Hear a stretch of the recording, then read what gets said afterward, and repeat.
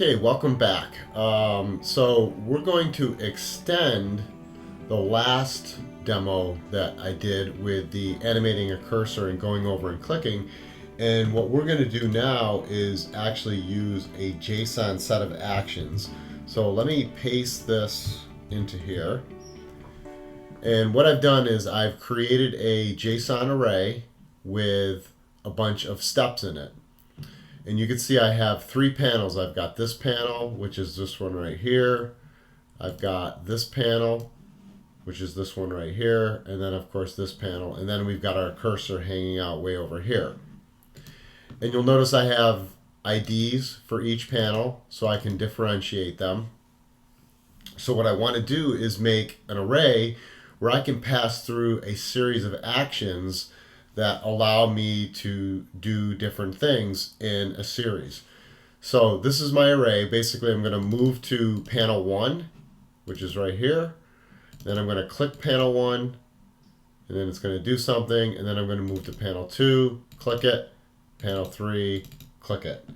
So the first thing we want to do is we want to make a handler for all of our panels. So it executes for each one independently. So we'll go ahead and we'll paste this in here.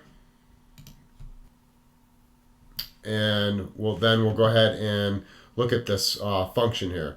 So the panel, basically we're going to use the class. So that'll affect all three panels. And we're going to add an onClick. So this selector is actually selecting it for three different items. And when we click it, we're going to take the information passed into the event, use the ID of that, and pass it in with the ID selector. So this will do the individual box as it's clicked. And then it will change its HTML to it worked. So the next chunk of code is pretty much the rest of the code. Let's just go ahead and paste it in here and we can walk through it. So we're going to set up a variable to hold our current index, and then we're going to create a recursive function called playSteps. And playSteps just iterates through the steps array right here, steps array, at the current index, and we capture the target and the action. Okay, so then we come in. If the action is moved to, then we go ahead and we take the target selector, get its offset, and then we animate the cursor to move to the target. Just like in the last video, we reuse this function. And then what we do is we increment the current index. We make sure that it stays within the bounds of the array, and then we end up calling set timeout in 1 second to call ourselves back up to the top.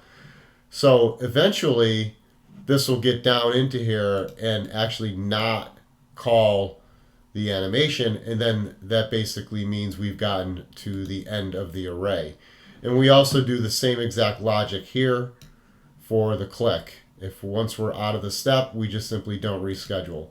So that's pretty much it. And now we can basically use this JSON as our driver to create a little script here. So let's go ahead and watch it.